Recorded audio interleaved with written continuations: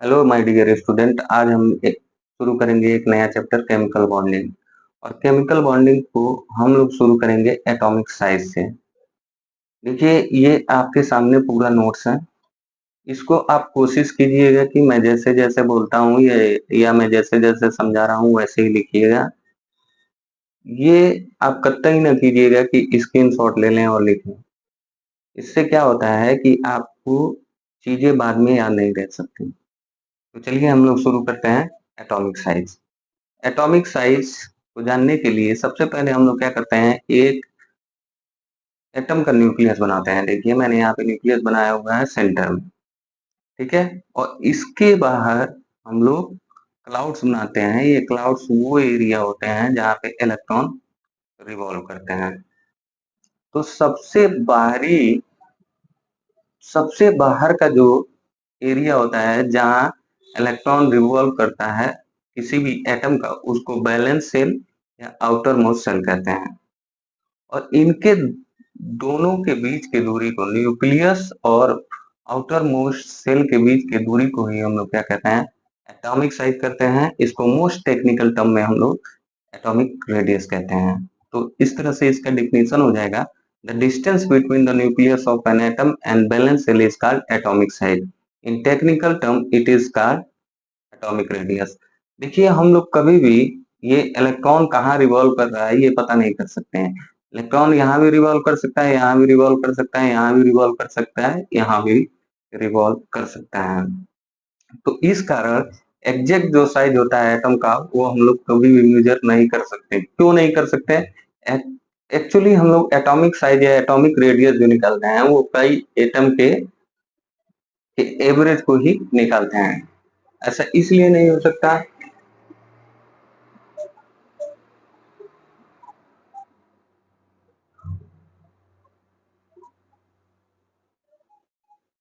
ऐसा इसलिए नहीं हो सकता क्योंकि एग्जैक्ट पोजीशन जो है इलेक्ट्रॉन का वो हम लोग डिफाइन कर सकते हैं, नहीं कर सकते हैं। क्यों? क्योंकि इलेक्ट्रॉन की कोई शार्प बाउंड्री नहीं हो सकती। और दूसरा, ये इसलिए नहीं हो सकता क्योंकि इंडिविजुअल एटम को हम लोग आइसोलेट नहीं कर सकते, ये पॉसिबल नहीं है। और तीसरा जो कारण है वो इलेक्ट्रॉनिक प्रोबेबिलिटी डिस्ट्रीब्यूशन के कारण हम लोग ये एग्जैक्ट एटॉमिक साइज कभी भी मेजर नहीं कर सकते हैं। आज हम लोग पढ़ेंगे atomic radius, covalent radius, van der Waal radius, metallic radius, ionic cationic radius और एनायनिक रेडियस। अगर हम लोग एटॉमिक साइज को डिवाइड करें तो इसको हम लोग एटॉमिक रेडियस में, कोवेलेंट रेडियस में, वान डेर वाल रेडियस में, मेटालिक रेडियस में, आयनिक रेडियस में, आयनिक रेडियस में भी, कैटायनिक रेडियस, एनायनिक रेडियस में डिवाइड करते हैं। तो सबसे पहले हम लोग एटॉमिक रेडियस को समझते हैं। एटॉमिक रेडियस को समझने के लिए मैंने यहाँ पे क्या किया हुआ है कि दो हाइड्रोजन एटम्स बनाए हुए हैं। ये जो हाइड्रोजन एटम्स हैं ये बॉन्डेड है एक दूसरे से। अब हमने इन दोनों के न्यूक्लियस के बीच के डिस्टेंस को देखा। तो यहाँ देखिए, हम लोगों ने क्या किया है, distance between the two nucleus of the same atom. ठीक है। सेम एलिमेंट के बीच के हम लोगों ने क्या किया है, डिस्टेंस को देखा है। और ये दो न्यूक्लियाई के बीच का जो डिस्टेंस है उसके हाफ को ही हम लोग क्या कहते हैं, एटॉमिक रेडियस, जो इस फिगर में आसानी से दर्शाया गया है। तो इस तरह से हम लोग डिफिनेशन दे सकते हैं, half of the distance between the nuclei of two bonded atom of same element that is called atomic radius। इस बात को ध्यान रखिएगा कि ये जो एटम होते हैं वो क्या होते हैं, सेम एलिमेंट्स के एटम होते हैं। तो इनके बीच के डिस्टेंस को हम लोग क्या कहते हैं, इनके बीच के न्यूक्लियस के डिस्टेंस के आधे को, हाफ को हम लोग क्या कहते हैं, एटॉमिक रेडियस कहते हैं। अब हम लोग बात करेंगे कोवेलेंट रेडियस का।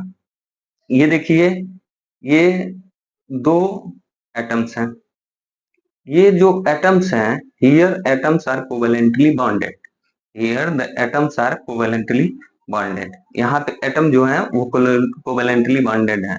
और हम लोग जानते हैं कि क्लोरीन मॉलिक्यूल के केस में जो एटम्स होते हैं वो कोवेलेंटली बॉन्डेड होते हैं। अब हम लोग क्या करते हैं, इन दोनों न्यूक्लियस के बीच के डिस्टेंस को मापते हैं।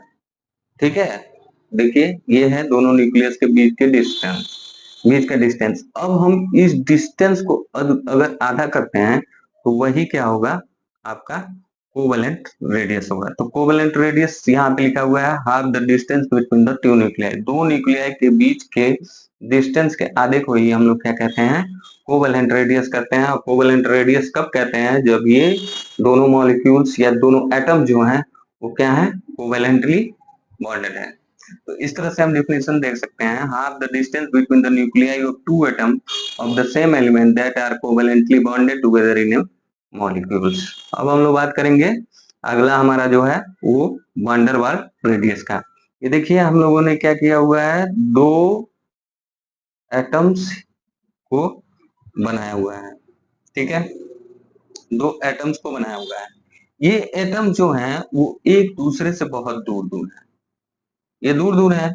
ये एटम जो है वो क्या है कि ना ही कोवेलेंटली बॉन्डेड है और ना ही आयनिकली बॉन्डेड है।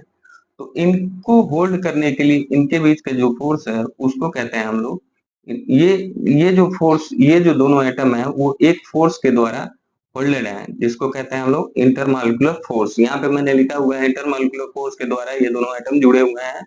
Means atoms are bonded by intermolecular force. इसका मतलब ये हुआ कि एटम जो है वो इंटरमॉलिक्यूलर फोर्स के कारण जुड़े हुए हैं। In van der Waals radius two atom are not bonded by covalent और एनिक बॉन्ड।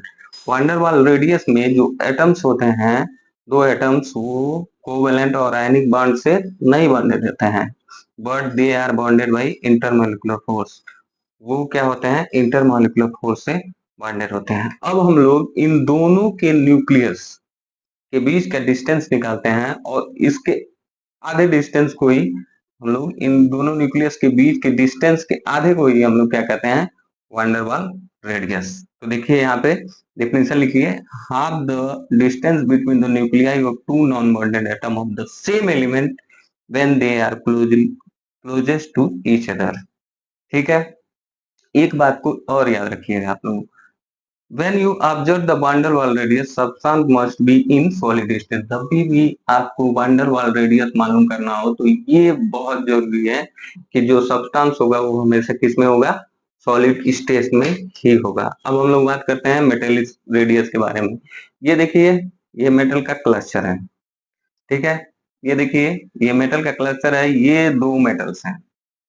इन दोनों मेटल के न्यूक्लियस के बीच के आधे का डिस्टेंस जो है वही क्या कहलाता है, आपका मेटेलिक रेडियस। तो यहाँ पे डिफिनेशन देख लीजिए, the metallic radius is half of the total distance of between the nuclei of two adjacent atom in A metallic cluster.